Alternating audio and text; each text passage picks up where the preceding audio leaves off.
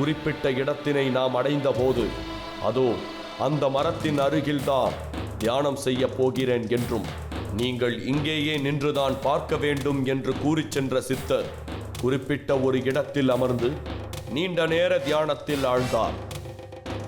அதனைத் தொடர்ந்து நம் ஒளிப்பதிவாளரிடம் எக்காரணம் கொண்டும் ரெக்கார்ட் செய்வதை நிறுத்த வேண்டாம் என்றும் அதேபோல் சித்தரின் மேல் மட்டும் கவனம் செலுத்துமாறு கூறி நம் கேமராவின் வியூ ஃபைண்டரிலேயே கவனத்தை செலுத்தியவாறு காத்திருந்தோம்.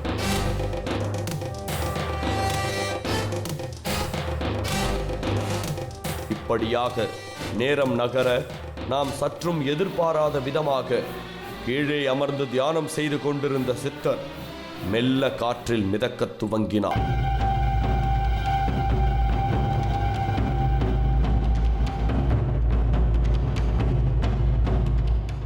சித்தருக்கும் தரைக்குமான இடைவெளி படிப்படியாக அதிகரித்துக் கொண்டே போனது. இதனைக் கண்டு அதிர்ச்சியில் உறைந்து போய் நின்றோம். இதில் சந்தேகப்படும்படியாகவும் எந்த நிகழ்வும் இல்லை. காரணம், இந்த அடர்ந்த வனப்பகுதியில் நம் குழுவும் சித்தரும் மட்டுமே இருந்தோம்.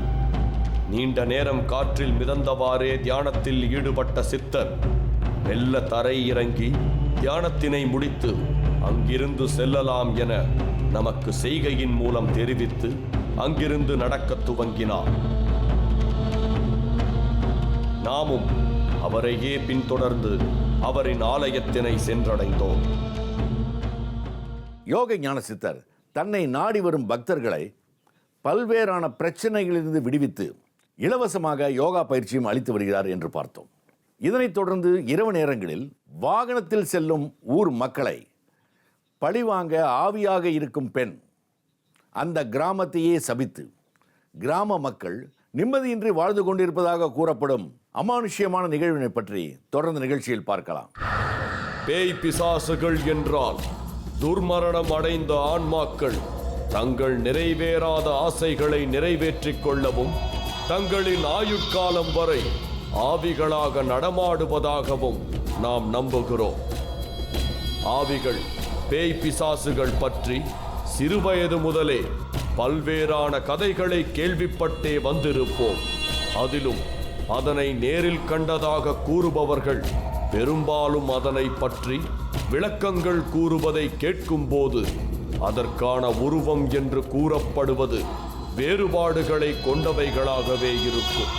அதனை உணராதவர்கள் அம்மாதிரியான கதைகளை மிகைப்படுத்தப்பட்ட கதைகள் என்றும், அவைகளை நேரில் பார்த்தவர்கள் அந்த அச்சத்தில் இருந்து மீள்வது அவ்வளவு எளிதில் நிகழ்ந்து விடுவதாக இருந்து விடாது.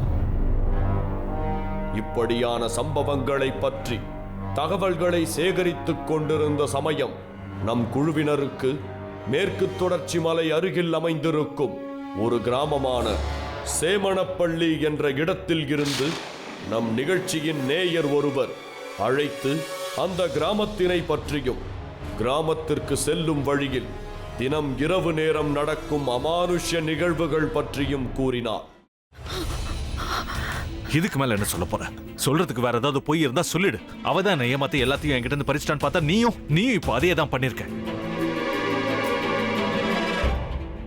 ஏன் ஆலியா, ஏன் இப்படி பண்ண? இந்த உலகத்துல பாட்டிக்கு அப்புறம் நான் யார் மேலேயாவது உயிரையே வச்சிருக்கேன்னா அது ஊ மேலதான் உனக்கு தெரியாதா? ஏன் இப்படி பண்ண ஆலியா? உனக்கு காசு பணம் அவ்வளவு முக்கியமா போயிடுச்சு. அதுக்காக நம்ம உறவை கூட மறந்துடுவியா?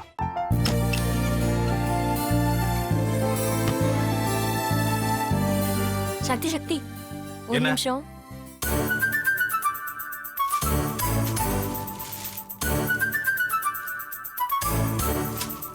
இந்தாங்க.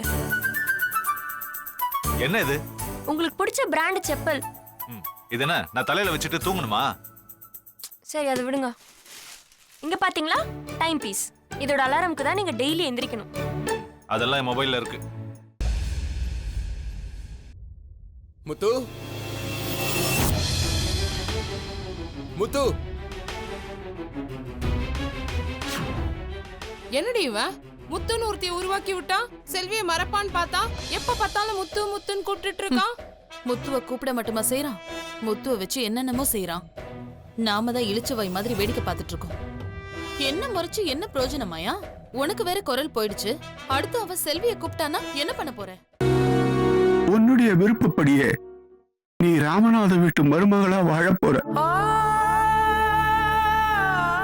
கண்டிப்பா என்னுடைய ஸ்தானத்திலிருந்து அவன் உன்னை நல்லா பார்த்துக்குவான் அம்மா. டேய், அவரை பத்தி தான் உனக்கு தெரியும்ல. அவர் எந்த முடிவு எடுத்தாலும் அதான் ஃபைனல். நம்ம அப்பா வேணுமா வேணாமாங்கிறத நீயே முடிவு பண்ணிக்கோ. வாடா.